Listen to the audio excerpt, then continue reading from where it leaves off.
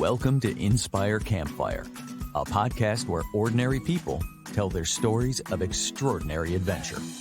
These are campfire stories meant to inspire the rest of us to light the fire within, get outside, follow our dreams, and return to tell our own stories. Ready? Let's strike the match.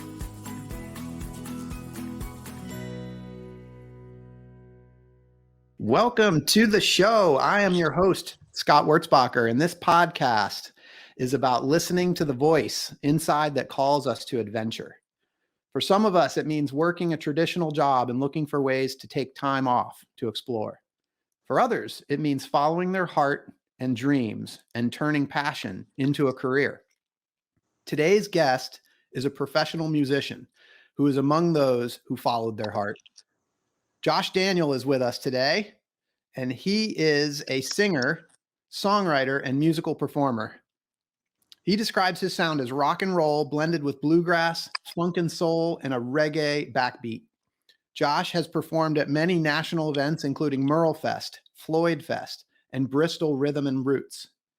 Along the way, he's had the privilege of sharing the stage with some legendary musicians. He lives here in Charlotte with his wife and 2 kids. Now, in early 2020, things were pointing to his most promising year of his career. He had a calendar full of festivals, club shows, brewery gigs, and was booked solid, playing the music he loves. Then the COVID-19 pandemic hit in March. Music venues shut their doors, and his calendar was wiped clean. For someone that relies on the gathering of live crowds to earn the income to support his family, this could have meant defeat.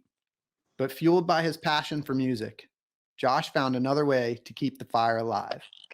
His couch tour quarantine sessions were born, along with an incredible story of inspiration that followed. And I am so excited to have him here to share this adventure with you all. Josh, welcome to the campfire. Thank you. This is awesome. Thanks for having me, Scott. Man, I loved watching this story along with so many other people and how this thing unfolded. If we can, I'd just like to start with Josh Daniel first, kind of who you are. If you could just kind of give us an overview of you and your family and just kind of life before the couch tour. Yeah, I've been a musician my whole life and professionally for the past 15 years or so, which means, performing all the time. And that's really how I've made a living. And I'm married and to my wife, Kelly, and I've got two little ones, Sonny and Maddie. Grew up just loving music, playing every instrument I could get my hands on, anything that was around. Just began performing when I was in high school and junior high and have never stopped since then. So it's just been a regular way of life for me to just, always be in a band, always play gigs, write music, create art. That's just my passion and as well as my job. So I've been doing it for a long time and that's how I've been able to live and live in my house and provide for my family. It's amazing, man. I mean, so many people aspire to play music. I mean, so many people, have real jobs, but they have the band afterwards. I mean, teenagers, it's like a dream to be in a band. And then, you've taken this thing to the next level that everybody kind of dreams of, but they don't actually do. And I guess I'm just curious, as a kid, you've been doing this your whole life, but sort of who was your inspiration? Where did the inspiration come from? And where did you get the encouragement to keep going with music? Well, I would say first, my parents were very encouraging, and my dad was a musician growing up, not a professional, but he played drums and guitar, and he was in bands and things like that. Yeah. He said, luckily he had instruments around our house, and actually in our attic, there was a guitar and some other stuff. And then when I, got to be 10 or 12, I was like, hey, let's, I was just messing around, like, maybe I'll try this, Yeah. And luckily I had the instruments at the house, and he showed me a few things, and the next thing I know, then I'm getting my own guitar, and I'm, then I want an electric, and then, of course I was, grew up. I mean, I graduated high school in the late 90s, so of course all the Pearl Jam and all that kind of stuff was very influential with my musical you just love of music and going to shows, and I enjoyed that kind of music. But I've always loved, of course, the stuff that our parents listened to, and all the classics. I mean, I just remember being on my street going to a yard sale and getting records like, Electric Ladyland and things like that when I was like 12 or 13, and just Yeah. being, getting my mind blown over and over again by getting into different bands like Led Zeppelin and Hendrix and the Dead and the Beatles and all that. It's for me when I was a kid and I just like discovered all those different things. It was just such a cool thing to experience. I think kids are still experiencing that, and they'll be experiencing 100%. those bands for hundreds and thousands of years if we're still Absolutely. here. To a degree, like even my 15-year-old is not only listening to some of the stuff that we listen to, but like our parents too. I Yeah. mean, Yeah. it's very cool. Powerful. Music's a powerful thing. It is. I'm curious, like, was there a point in your life that you like there was a decision to be made, or was this just sort of like written in the stars? Like, or did you make a conscious decision? You know what? I'm going Yeah. to make this my career. I think, yes and no. I mean, yes, it's just like music is just something that I do, and that actually my family and other people I know just do it, and that's just part of who they are. Not everyone makes it their job. I think, at some point, 10 or 15 years ago, there was a decision made that was like, okay, I'm gonna stop working other jobs and I'm just gonna focus on this. And so there was a point when I had to do that, but it was later in my life because, frankly, it's very hard to make a living in the music industry. I mean, I think anyone will tell you that. It's maybe a little bit easier if you're the kind of songwriter and the front person and the main focus of it, which is kind of what I am in my career. I mean, I'm a solo artist. I play with other people, but you see what I'm saying? It's very hard. It means even harder as a drummer, Right. to make this your living, because then you're relying on other people. I mean, luckily I kind of rely on myself to make it happen, but there was just definitely a decision that was made. And I mean, I was still dragging my feet even when we got married, which was 12 years, coming up on 12 years ago. And Kelly was very encouraging to me to say, why are you working at a job? What are you doing? This is a waste of time, because you can do much better at just focusing 100% on music. And so she was really, she was one, like probably my main person that got me. Your supernatural guide that helped push you over the edge. I mean, can you take us back to just real quickly, like that period in your life when you did make that decision? Like, what was going on in your mind? Did you have fears and doubts? Did you have, what was going on there? Yeah. Oh, of course. I mean, I still have fears and doubts because it's like, much like you guys, I mean, I can't really tell you how much money I'm going to make next year or what I'm going to be doing. I don't know yet because it hasn't brought itself to the surface yet, but I know that it's going to be okay. And I know that, and that's part of the thing that you gotta trust. And she was helpful with helping me to realize that it's going to be okay. And that, it's just taking a step of faith and realizing that you're going to be able to make this happen. I think it's a big step, and not everybody's able to pull that off. And I'm glad that she, did that. You got her in your court, and you talked about trust and that step of faith. I mean, I think that's huge. I think just having that trust is huge. It is. Yeah. And just, just realizing that you're good enough to pull it off, I think is half of that battle. Is like, I mean, I still don't think I'm a great guitar player, and I don't think I have a lot to learn, and people tell me, oh, this is so cool. And I'm like, man, I've got a long way to go. I mean, I always say that, and I'm constantly learning. I mean, last night I was sitting around learning. Man, we are our own information.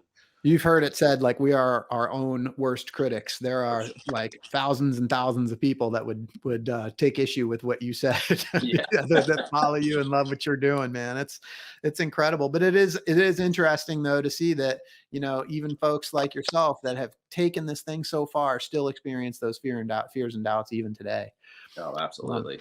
I mean, I can say that the folks that I've been able to, like, my heroes that I put on a pedestal, people like in that I get to play with sometimes now, that like a guitarist like Charlie Hunter, who's frankly, I mean, he's probably he's regarded as one of the top, probably top 20 guitarists on the planet right now. Yeah. He's played with everybody from John Mayer to D'Angelo, Nora Jones. I mean, everyone. And Yeah. he actually got him on a couple songs with me, but I went to a show of his in Seattle and I was telling him it was awesome. He was telling me, no, it's not. I was still, we're working this out. It wasn't, I'm like, man, it was mind blowing, Yeah. So I think everybody kind of has that. Everybody feels it. It doesn't matter who you are, Even I at mean, that Clapton level. or whoever. I mean, but it's also a good thing because it keeps you learning and keeps you wanting to be better. And if you don't have that, what you don't want to be stagnant. You don't want to just be coasting along. You want to push the envelope. And so I think it's a good thing in a way, I love it. So before we jump into the quarantine sessions and what happened with COVID, I just kind of want to just touch real quickly on the passion itself. Like, let's just talk about music. Like, what does music do to you and what does it mean to you? Like, what does it feel like to have music as your passion? It just feels like it's a part of my whole self, I mean, it's a part of every day for me. I mean, I listen to music every day. I play some kind of music almost every day. I feel like it's just part of who we are. And I feel like it's the kind of thing that, unlike, politics and even sports and other things, is like, as humans, it's hard. We get divided up into many different things and people can be mad at each other. But I find, like, when you're at a concert, I mean, even the other night I was at the Willie Nelson Festival. Everybody there was just having a good time. We like the same stuff. And everybody's having a good time. And it's just like, it's one of the only things that can kind of bring together people in a pure form. You think about, you go to the football game, half the people there are against you, I mean, Right. When you're in a concert, I feel like there's a community that, I like this and you like this, so we're friends, it's like that kind of thing. And I think it's a beautiful thing that can really help in the world. And I've seen it help, tremendously people's lives, my life and others too. And, I just think it's a really pure, beautiful thing. And I'm happy to be a small part of it. And as a listener and as a performer. Well, I got to tell you, I'm just sitting here listening to you talk and I've got chills because the thing is, like, you got this like electricity that like comes up through your body. And it's like, for you, it takes the form of music, but you just talked about music as being something that like connects communities, brings people together. It's a connecting, right? And then this thing called COVID hits, which separates us to a large degree, social distancing and all this. And this is the essence of the story. And I don't want to, I'm not going to ruin it. So we're going to just jump in right there. But like, for you to say that music brings people together, I mean, that is just such a great place to start with what happened with COVID. Yeah. So, in the introduction, I talked about, you got this full schedule, like you're ready to roll. You're going to have, your best year ever in terms of performing, and then everything gets shut down. And what does Josh Daniel do next? Well, I started to fret first, and I started to tell Kelly, all right, well, let's sell a car. Let's, let's, I don't know. We just started coming up with ideas. I mean, I don't know. What are we going to do? We got bills to pay. The first week, bam, 3-4 gigs canceled. I'm like, oh no, what am I, and then I'm, and fear is there. The whole world is shutting down and all this, like, it kind of did. Yeah. And so that first week, which was, way back in March of 2020, I just was like, well, what am I going to do? I mean, I can't go play at a place and have people, come pay a ticket or whatever. What can we do? And I'd already been utilizing the Facebook Live feature at my live shows, like when I was playing by myself at little, breweries or whatever. Or even actually, I did it at my house a couple times too, even back then. And I have some good equipment, and I'd put some money and some thought into that. And I had a small online fan base that would tune in. When I say small, I'm saying like 10 or 20 people. Sure. Would tune in on the regular, and I would say, hey, and I was doing it back before COVID, like, what do you want to hear? And I would communicate with them, and it was cool. And I had a tip jar up there, and they would, from time to time, people would throw a couple bucks in there. So I'd make a little bit of money online. And so I said, Kelly, I was like, everybody's stuck at home. Why don't I'll go live. And this was before we had this little studio that I'm in right now. Our house is super small. So I actually went over to her.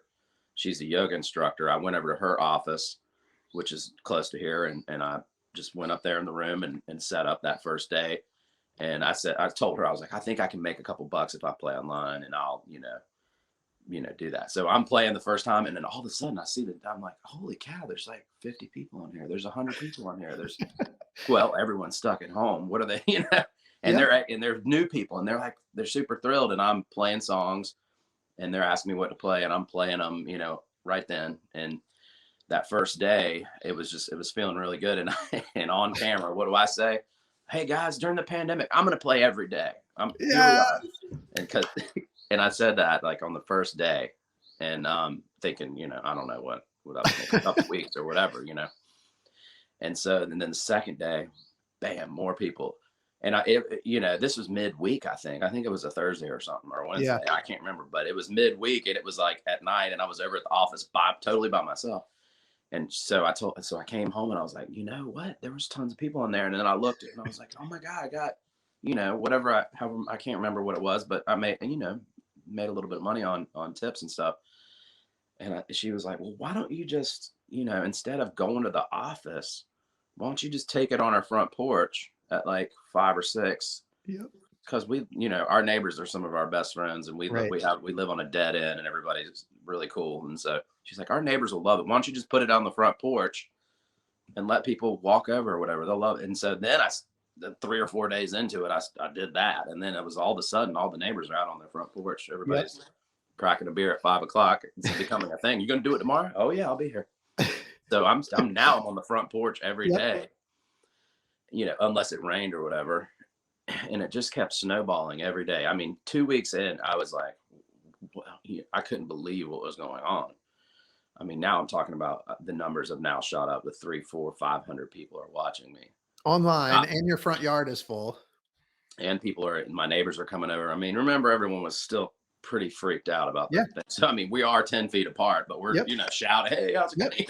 Totally. And it's becoming a little and all my neighbors were working from home, and so they were all looking forward to it. And then it just kept snowballing, and I was still doing it every day. And it's kind of a blur, because then it turned into a total it was every day. This was my mission every day. Okay, 5 o'clock, what am I going to play? And what are we going to do?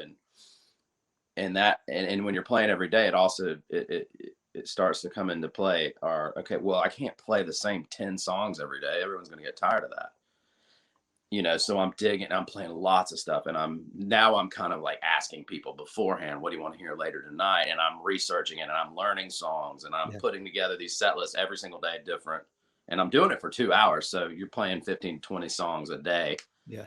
And I'm changing it up. So I think for the first, I can't remember what it was, maybe the first 10 days, I didn't play any of this. Like every day, I didn't repeat any songs for like 10 days straight. So that's that was a couple hundred songs right there. And luckily, one of my best buddies had just sold his restaurant and kind of retired out of his business that he was running, and he wasn't doing anything. And he was like online. He was like, dude, what's going on? He was like, this is crazy. I'm on here. I'm seeing all these people. You want me to help you? And I'm like, yes. So he was a big piece of that. My buddy Lefty, he would get on, and he would kind of be in the comments talking to people and pointing them in the right direction. Well, where's Josh's website, or where can you buy his stuff? And so he was kind of a moderator, and he kind of became part of the thing too, because he wasn't working. So he just kind of started working with us, with Kelly and I. And it just snowballed every day, bigger and bigger. And now it went on it went on and on and on. At the 100th day, we had a huge celebration, because I did 100 days in a row. And I didn't say, I said, I'll just do it till the end. But I didn't know. And we didn't know when the end was. I thought, okay, I'm going to have to take a break, or God forbid I get sick or whatever. Yeah. But I mean, honestly, I every day I felt I felt energized by the community that we were building.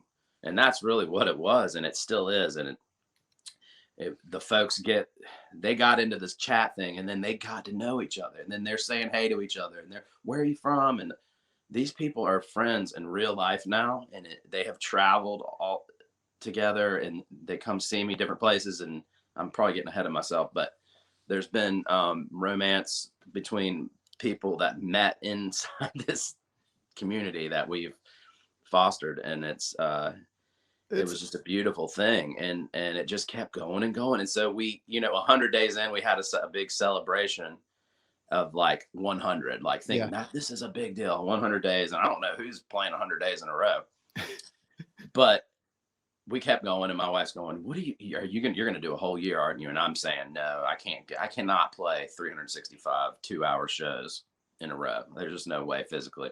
It's amazing, man. We got the 200, we got the 300. I ended up doing an entire 365 and then some. Really, I took 1 day off and then went back to playing almost every day since then.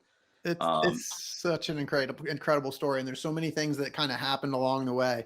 I just want to like just for listeners and for you, like that first month, just sort of come back to that for a second, because this is like from your perspective, you're telling the story like, I think I can make a couple bucks online. I'm going to get on here and I'm just going to play and just sort of see what happens. And it's like inspiring you to see all these people, and it's like it's filling your family. Yeah, And I know this now, but like, people were scared, right? I mean, we don't know what's going on. What is this thing? Like now, like with the hindsight, it's like, we have a vaccine, like things seem better, but like to go back to that first month, it's like, we have no idea what's getting ready to happen. yeah, And here you are, like you said, at a football game, people are against each other, right? Music is the one thing that unites everybody. And here you are, you're getting online and you're giving people a place to just let go of their fears and let yeah, go of their worries. Like I remember the first time, like it occurred to me that like I probably first few days in, like that you were doing this. It was a Friday night, and I'm like, hey, you know what, Maria and kids, we're going to go to a show tonight. And we put you up on our big screen TV and we sat down on the yeah, couch and we just watched you play. And it was awesome. It was so awesome. And then just to kind of relate on the comments that you've like, we saw the comments, we saw that happening that you were talking about. Like, it's so funny to hear you say that there were like romances, relationships that were built. I remember watching the comment feeds and seeing people that I know that I didn't know. I don't know whether they knew you or not, but I'm like, hey, I know them. Like, it was just so yeah, cool. It's so fun to like see people online. And I mean, it's just like what you did for the people. Then I would say for the community and for Charlotte, but it was bigger than that. yeah. So It's what you did for the everywhere. people that logged in to see you, I mean, it was just, man, it was just such an inspiration. And just to see like your passion and your commitment to like, I mean, you helped people get through this pandemic. Yeah, they helped me too. It was a total, a relationship like that. And I felt like it was like I had a job to do, and this was my job, even though at that time I Yeah. really didn't. Like it was like I created this like job for myself, and then every day it was like the focus of, okay, what's going to be special about today? What can I do today that's different? What are we going to do for fun? And we were having so much fun, and the kids are running behind me, and Yeah.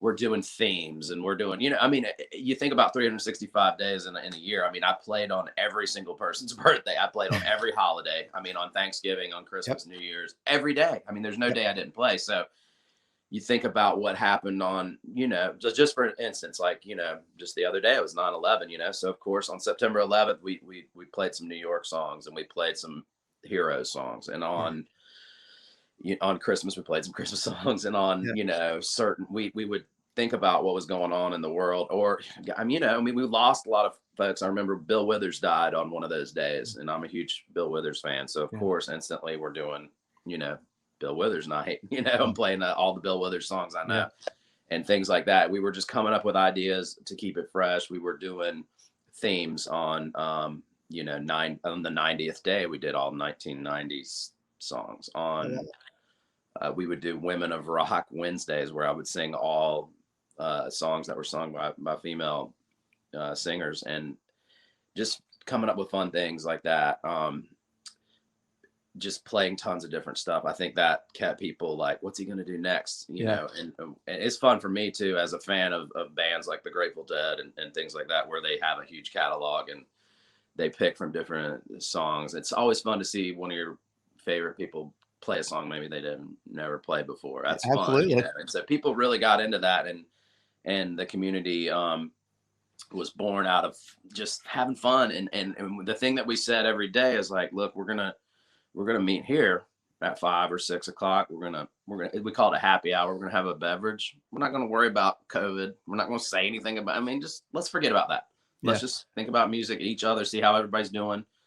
Have an hour or two here where we're not watching the news and we're not worried about that. And that's what we were trying to do, is just have a little bit of a time where you could forget about what's going on in the world and just. And did you realize the gravity of what you were doing? Like, did you know what you were doing, or are you just up there playing music, having a good time?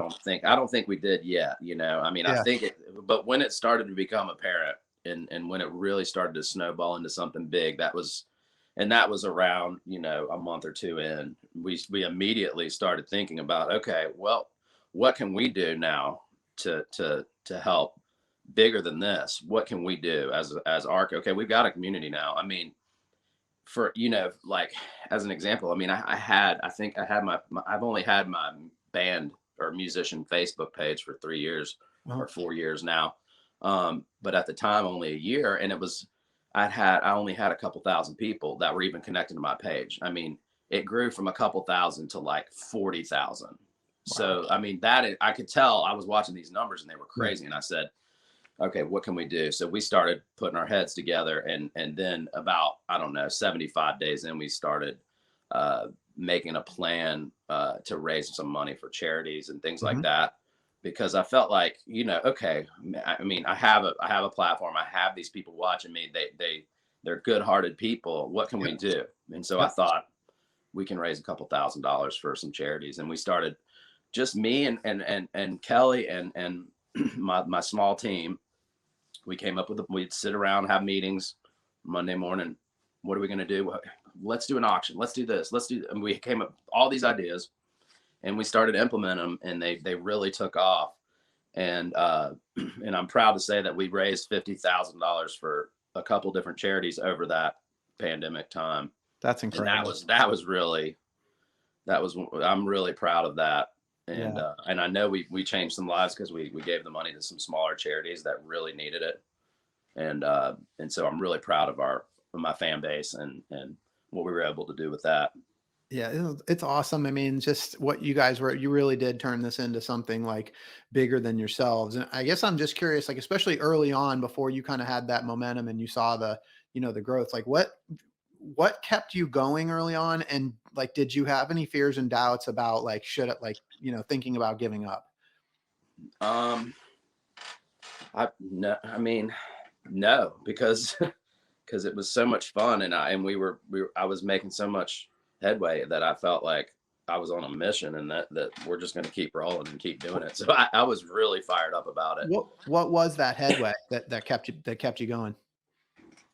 I think just getting to a very large audience. And then I started to look at these. There was, at the time, there's no concerts going on. There's no ticket sales based. I mean, we didn't go to any show. I mean, I didn't, and I'm a huge, I go to see other bands all the time. I mean, probably on a weekly or bi-weekly basis for my whole life. I've gone to concerts. There was 0 concerts, 0 tickets were being sold. That being said, Polestar, which is an industry paper that keeps track of all the numbers for big tours, they started focusing on live streaming, because if you remember, a lot of people started live. A lot of people at the beginning were everyone was live streaming, including myself, and it was very hot at the moment. It died off because a lot of people gave up on it. But anyway, Polestar started keeping track of the numbers, and the next thing I know, I'm on the chart. They've got a top 50 streams of the week, and there I am at number 3 or 4 or 5, 6. But not only am I one time on there, I'm 7 days a week. So I would have like multiple. I'd be at number 7, number 14, number, whatever, 33. I mean, it was like I was all over the chart. There's my name on the chart, and it's, Norah Jones, and it's the Grand Ole Opry, and it's little old me with my phone and my guitar. Yes. And so at that point, I was like, okay, maybe now I'm thinking this is probably the biggest break I've had in my career. Which is so freaking weird. It's, and ended up writing some songs and stuff about it, but one of them is called Silver Lining, where it just says the worst thing that could ever happen turned out to be the best thing, you know? And Man. not that I would wish COVID on anyone or that whole situation. I would give this up if we could have skipped that, but Yeah. it did end up being really the best thing for my career.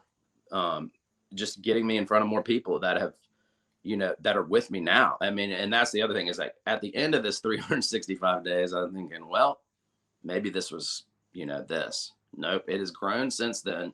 And these people are, I feel like they're with me for life now. And then every time I see them in real life, they hug me and they just say, you got me through the pandemic. And I feel like we've got, like, I've just got, they're with me now, you know, and they support me. And it's been really great. The post-COVID thing has been really amazing. And it's happening right now. And I mean, I could give you an example of just this week. Yeah. You know, some folks from Wisconsin made their family trip down to Charlotte to watch a couple shows. I had a big show on Saturday night, and then I had a solo show on Sunday. So they came down for those two shows and traveled from Wisconsin to see me and came, and they said, can we come to your house and we have a little gift for Maddie and Sonny? And it's people are so grateful and so kind, and they've blown my mind with their support, and it's been wonderful, honestly. Josh, what does that feel like for you? I mean, like, again, you started this thing just doing what you love, like, you know, playing music. It's just this thing that you love. And, you know, you said there were times when you're like, it's hard to be a musician, but like, you know, it goes from being this thing that you love, you're just playing music, to now all of a sudden you realize the impact that you're having on a large group of people. And I gotta think, I mean, is that anything that you ever expected? Not really, not in this way. I don't know. I don't think I haven't thought about that much, but it's it's different than just putting out music and seeing what happens. It's like, I feel like I have I have a crew that I'm, you know, responsible for in a weird way. Not, I mean, it's You do. not, That's interesting that you use the word responsible. Like, you feel responsible for that group? I feel like I like, you know, these are my people, and like, I like to, you know, I want to interact with them. I want to, you know, I play and they're my audience. And so they're watching what I do. And so they're part of the, you know, they're part of the community. And I'm, you know, I don't know. I think about it all the time. It's like, it's not unlike a lot of other things, you know, where you have a community. It's just, this is music, and that's what it's all about. And it's, you know, we just try to put love out in the world, and we're a very positive, we stand on that side of things. And I think it's really cool to see it grow and continue to grow. And I'm super thankful for all the folks that tune in and continue to support me. And it's really cool. It is so cool. And then, like, you know, you've had some personal stuff come into this as well. Like, the whole time you made this a very family oriented thing. Your whole family was involved. You know, It was you playing music, but you were always very inclusive in making sure that, like, the community was involved with your family was involved with the community. And your son had some surgery along the way. And so your community helped you through that. Can you talk a little bit about that experience? Yeah, they really did. And that's something that we didn't plan either, you know. And I think when I went to the front porch, there's a big glass door behind me, and the door be open, and you know, kids are hanging on the wall and hanging on the door. And we never told them to do anything or anything, but they would be in the background, and then I'd pick them up and they'd say, you want to say hey to everybody? And they'd say hey, and then they'd see the hearts on the thing, and they got into it. But it was just my everyday life, and I just shared that. And I think they've become equally as important in this whole thing too. I mean, everyone loves to see the kids, and it's that's just what's going on in my life, and I didn't hide it. And I just, you know, said, hey, this is where we're at. I'm playing every day. You're gonna see the family, and you're gonna, you know. But yeah, they're a big part of it. And my little boy he's got a pretty rare genetic syndrome that causes bone fusions, and it's called A pair syndrome. and which is a whole nother story and a Yeah, whole yeah. nother thing, that a journey and another community. Hmm. But anyway, he had to have the most major surgery of his life in the middle of COVID, Right. of course, which was nerve wracking. And we, we had been pretty private about what was going on with him, because we are still processing it. I mean, he's only 2 years old at the time. Yeah. And that's a very interesting journey as well. But we decided, actually, I didn't say anything about it when he went in to surgery, but when he came home, he was in the hospital for about a week, and he had a skull surgery over here. Luckily, we live 5 minutes from Levine Children's Hospital, one of the top Yeah. hospitals in the nation. And so we were over there. He got his surgery when he came home. And the other thing is that during that time, I thought, well, I'm not going to be able to continue this every day because I'm in the hospital and Kelly's in the hospital, But somehow it just worked out. I would go home and I'd play, then I'd go back to the hospital. So I kept it going even during that time. But And some somehow, of that, I you don't said know. I mean, I don't even know. you But didn't it worked bring that. out. Yeah. So you said you didn't actually let people know originally. So at some point you're kind of playing and people don't really know what's going on in your private Yeah. life the first couple of days. Yeah. I mean, Yeah. I didn't say, "Hey, Sonny's getting a surgery tomorrow." Yeah. I just was playing, and Sonny's Yeah. running around. And then for a week he was gone, and I was still playing, but I didn't say anything. During this time, we had a discussion where we said, with Kelly and I and our team, and we said, well, do we want to share what's going on with folks? Because it's a personal thing, and this is a Yeah. very public place. I Right. mean, this is being vulnerable in a way, and we decided that we were. And so when he came home, the kids in the neighborhood had made a big "Welcome Home, Sonny" sign, and it was behind me while I was playing. And then I noticed on the chat, well, where's Sonny? What's "Welcome Home"? And people were curious, and he's bandaged up and everything. And so at that day, I shared about what was going on with him, Yeah. with the community, and just everyone was just like, oh, I got so many just encouraging words from folks and stuff like that. And so we shared our journey on that, and then we decided to do some charity stuff kind of based around that. So the surgery, and then we did some stuff for the hospital and some other organizations that have to do with what he's going through.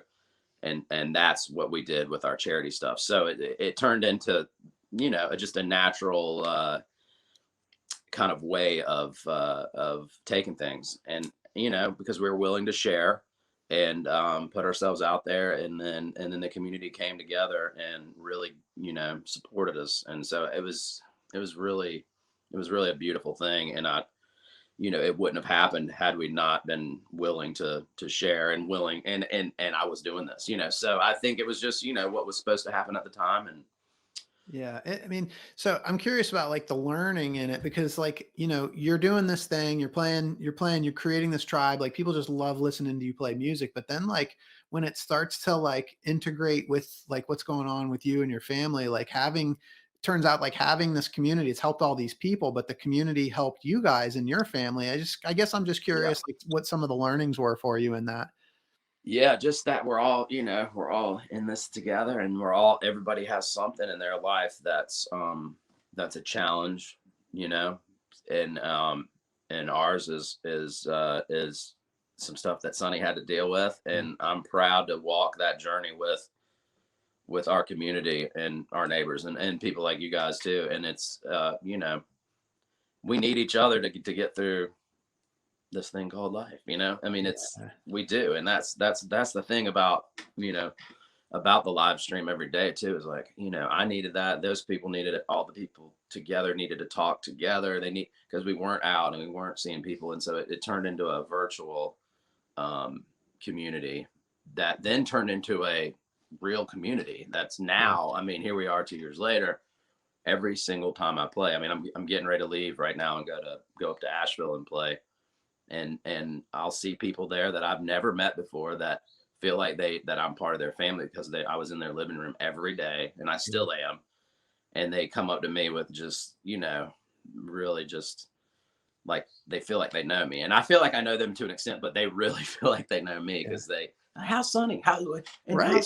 How's second grade for Maddie? I mean, they know, like, it's I mean, during Christmas, during the pandemic, I mean, we said, hey guys, if you send us a card, we'll send you a card back, in the mail.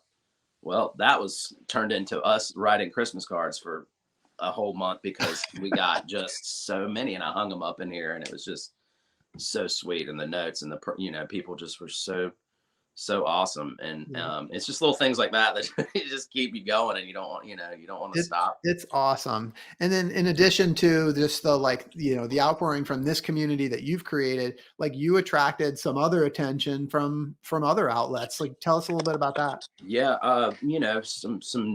there were several news stories during this thing, especially kind of during the first month or two. There was a couple of local ones. I mentioned the Polestar, when that was really big. That was, that's a huge it's kind of like a billboard this is like the magazine that people in the industry read to figure out what's going on. And at the end of 2020, they had a year-end special, and those guys interviewed me, which was huge. That was really big press for me. And like I said, I was the number 8 live streaming artist of 2020 with numbers that, like I said, Nora Jones was ahead of me, Nora Jones. And then the Grand Ole Opry as a whole was before that, was after that. And I was there with those guys. They interviewed her, they interviewed me, they interviewed, It's amazing. And so that was really huge. And then I got Kelly Clarkson reached out, and she had me on her show, which was national. And that was really awesome. And then NPR has done some stuff, and it's been really great. It's crazy. Kelly Clarkson, NPR, man, it's just so cool. And it started with heart. Yeah. It started with heart, following your passion, and just look where it took you. It's really cool. I wanted to ask you, just in terms of the experience, the whole experience, how are you different today? How is Josh a different person today than Josh was when you first got started in your, late teens and early 20s and just getting into the industry? Yeah, I would say I'm a far better musician for really playing every day. You definitely have the reps. I don't think there's a way to play every day and not get at least a little bit better and expand. So that's been really cool to see. And I feel like I'm able to do a lot more things on the guitar than I used to be able to. So, I'm 43, but I feel like I'm still hopefully getting better and awesome. Learning and playing a lot of different songs, discovering more music, writing a bunch of music. I wrote tons of music, got to collaborate with some folks, some of my heroes. And, I'm super excited about, what I'm doing next week, and the things that I'm creating and the songs that I'm working on in the studio. I'm very just fired up still about that. I think I'm a better musician, better singer, hopefully a better person overall. I'm just so grateful, and gratitude is part of this whole thing, that I was able to not only keep things going, but actually take it to another level. And I've got the studio in my backyard now that we've built, and that came out of the pandemic. And I would say I'm in a far better place now than I was a couple of years ago. And so that's been it's been wonderful, honestly. Yeah. And now when I play shows out, I'm at a different spot than I was before. Not that I was in a bad spot before. Right. But it's different now. It's a level up. So what's next for you, for your family? Yeah. So I've, playing tons of shows now in person. How's that feel to be back live? It's great. It's great. I love playing here by myself to the camera or whatever, but it's something about being in a room with folks, and that's just beautiful. That can't be replicated. So that's been great that we've been able to get back to playing real concerts. Like I said, I've got a bunch of songs that are in different studios, and I'm working with different musicians. I've reached out to a lot of folks that have been so kind to play on my stuff. And people know who I am now. So I just think it's overall, I'm in a better situation, and just looking forward to creating more and more songs and art, and just having fun and collaborating. It's interesting. I don't exactly know what exactly the next thing is, but Well, going to be fun. just like in 2021, like, whatever you think is going to happen, you think it's getting ready to be your best year ever. Yeah, Probably was. it was. Right? Oh, it definitely But was. in a very different way than what you thought it was going to be. Right, exactly. It, Yeah. it wasn't the best year in terms of I played this festival and this and this. That wasn't it, but it was the best year in terms of growing my fan base and getting better as a musician and writing songs and connecting with this community. That was the. So that trust and that step of faith that you talked about early on sounds like it's paid off. I think so. Yeah. Yeah. Pretty awesome. I feel like it has. Not that that's the reason to do it, but totally. yes. I mean, and that's a good point. Like when you're following your passion, like you're doing the thing that you love. You're not looking for a payout. Like you're just doing what you love. And that's what's so awesome about this whole thing. And so you've created this life where you're following your passion. You gotten to a point where like you're able to give so much, but you've also learned that in all that giving, you're receiving. Like it's just this whole thing wrapped up. So I'm just curious for people listening that maybe are on the fence around like following their dreams. Maybe they're at that decision point that you were at when you decided to go into music full time, or maybe they're at that point where, you're at that decision point where you could have just taken the defeat, but instead you kept playing. Like, what advice do you have for people in terms of following their passion? Well, I think I'll pass along the advice that was given to me by the folks that I know that have done really well in the music industry, and I've heard it from more than one person. But the Avett brothers, who are in Concord here, and I know them a little bit. But anyway, I remember asking them. This is probably a good 10 years ago. I said, "What do I need to do? What am I not doing? And they just said, "Don't quit." That's what they said. I said, "What do you mean? If you play and you do it long enough, you will get good. And someone at some point will notice." So that was the advice they gave me, was don't quit. You know what? And those guys are awesome. And those guys are awesome. Yeah. They're on it now. They're on a different level.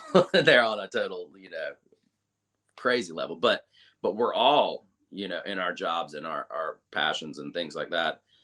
I mean, and I see people say that to guitar. Oh, you're born, you were born to play. How do you do that? You know how I did that is because I sat there for 10,000 hours and played my guitar in my bedroom for years and years. And then at this point, I mean, I'm, 40 years old. Now I'm saying, now I'm going to do it every single day. Now I'm really buckling down and saying, not only am I not going to quit, I'm going to take it to another level and really pour myself into it. And I think I think anybody from Michael Jordan to, Dale Earnhardt Jr. will tell you that you just have to just keep going and not stop. Put the time in. Put the time in. It's not an overnight thing. And people are like, why don't you go on America's Got Talent? Why don't you go on this? You'd be great. Because that's not real. That's not real life. That's not, you don't just one day wake up and be famous for, maybe some people do, but that's not anything that's really going to last. I mean, really, you get good by going out and playing gigs and growing and not quitting. And so I think that's really the advice. And I don't, maybe it's just keep going, get the reps in. Maybe it's too simple, but it's not when you really have to do it. So yeah, that's my advice is don't quit. Just keep going. I love it, man. That's awesome. So a couple quick questions just to wrap up here that I like to ask everybody, because your story is incredible. And at some point Hollywood's going to pick up on this and they're going to want to make a movie about you. And so I want to know when they make a story about Josh Daniel and the quarantine sessions, who's going to be the actor that's going to play you in your movie? Well, I mean, obviously it would probably be Leo DiCaprio. Yeah. And we have a total, similar look and everything. I love it. And I think they would just call it Every Day, because that's what Every Day is just called Every Day, and it's just Every Day. I mean, I love that. Every Day starring Leonardo DiCaprio. Man, this is perfect. Hey, Josh, just the last thing, where can people find you? Where can they see you? Sure. People are going to want to hear Josh Daniel's music after this podcast. Yeah. So joshdanielmusic.com is kind of the hub for everything. On there, you can get to the Facebook. Facebook is a big community for me. That's where most people are watching and conversating, but it has links to my YouTube account. Instagram, all those kind of things. But yeah, you just go there, and that's kind of a hub for everything. And it also has all my in-person dates. Like I said, I'm heading to Asheville today. I'll be in Raleigh tomorrow. I mean, that doesn't, we're recording this, but one of the big shows that we've been doing for the past 11 years here in Charlotte, the day after Thanksgiving, is a tribute to the band and The Last Waltz. And we've had a lot of fun with that. So that's kind of the next big Charlotte show that I'm going to have.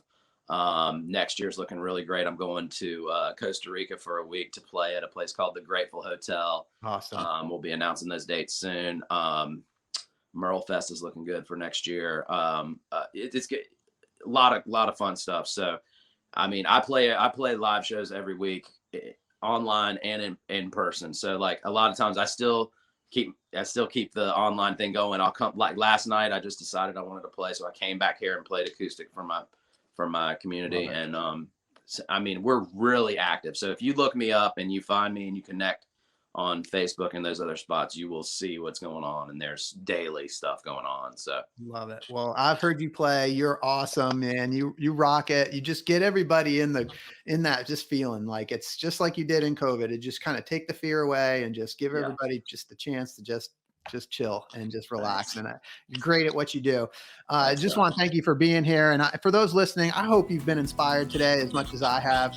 I hope that Josh's story has encouraged you to listen to the voice inside that calls you to adventure, because we want to hear your story next.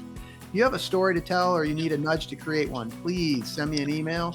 We'd also appreciate it if you'd help us spread the word by leaving a review and sharing or tagging Inspired Campfire in your social media.